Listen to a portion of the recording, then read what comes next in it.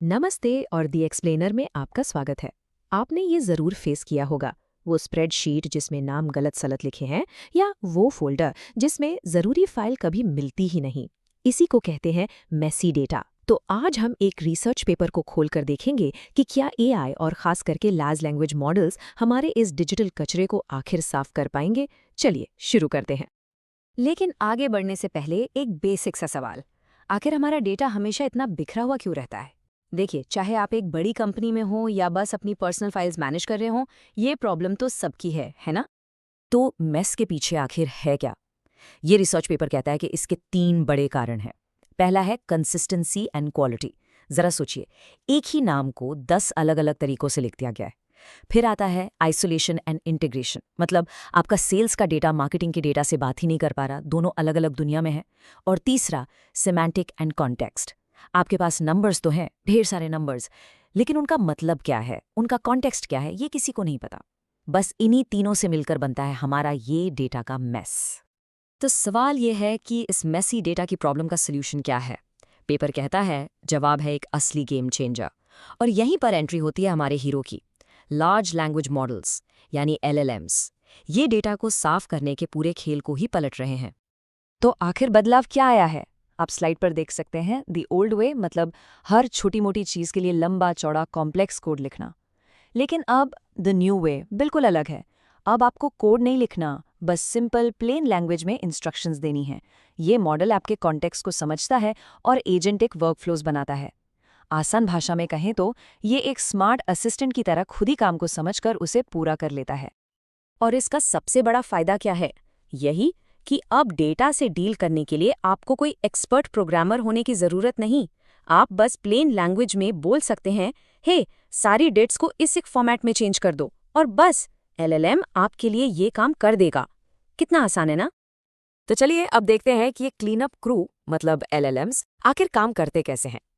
Research paper के हिसाब से इनके 3 कोर मिशंस हैं। तो सबसे पहला मिशन है डेटा क्लीनिंग। सीधे शब्दों में इसका काम है गलत, अधूरे या लो क्वालिटी डेटा को ठीक ठाक करके एक ट्रस्टवर्दी फॉर्म में लाना। मतलब गलतियां सुधारना, अलग अलग फॉर्मेट्स को एक जैसा करना और जहां इंफॉर्मेशन मिसिंग है उसे फिल करना। यहाँ एक परफेक्ट एग्जाम्पल है। मान लीजिए आपके डेटा में डेट्स कई अलग अलग फॉर्मेट्स में हैं। कोई जैन फर्स्ट लिखता है, कोई नंबर में।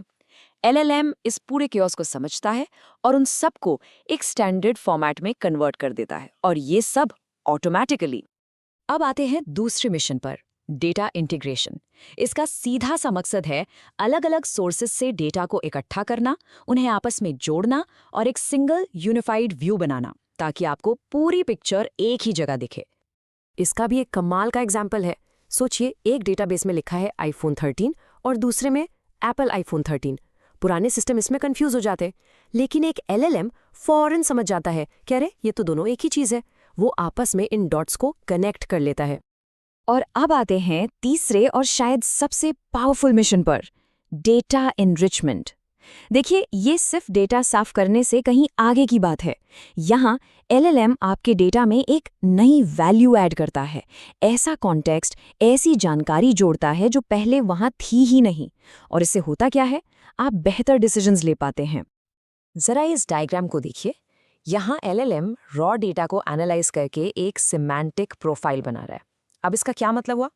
इसका मतलब ये है कि वो सिर्फ डेटा के नंबर्स नहीं देख रहा, वो उसका मीनिंग, उसका अर्थ समझ रहा है। मान लीजिए वो हजारों कस्टमर रिव्यूज को पढ़कर आपको ऑटोमेटिकली बता सकता है कि लोगों को आपके प्रोडक्ट में सबसे ज्यादा क्या पसंद आ रहा है। ये वो इनसाइट है जो पहले कहीं छिपी हुई थी। लेकिन सवाल ये उठता है, एलएलएम्स ये सब करते कैसे हैं?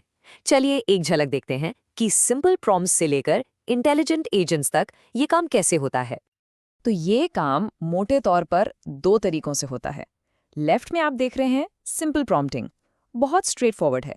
आपने एक कमांड दी, आपको रिजल्ट मिल गया, सिंपल। लेकिन राइट में जो है एजेंटिक वर्कफ्लो, वो बहुत ज़्यादा स्मार्ट है।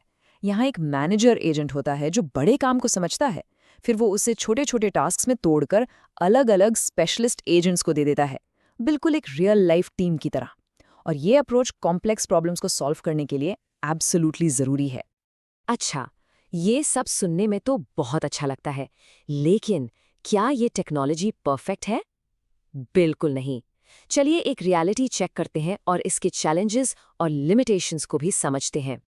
देखिए, पेपर ये भी साफ साफ कहता है कि रास्ता इतना आसान नहीं है। कुछ बड़ी रुकावटें हैं। सबसे पहले कॉस्ट।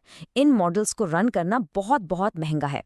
दूसरी, हैलुसिनेशंस, यानी एआई का कभी कभी पूरे कॉन्फिडेंस के साथ गलत जानकारी देना। तीसरी चीज है इवैल्यूएशन। इनकी परफॉर्मेंस को सही ढंग से मेजर करना अभी भी एक बड़ा चैलेंज है।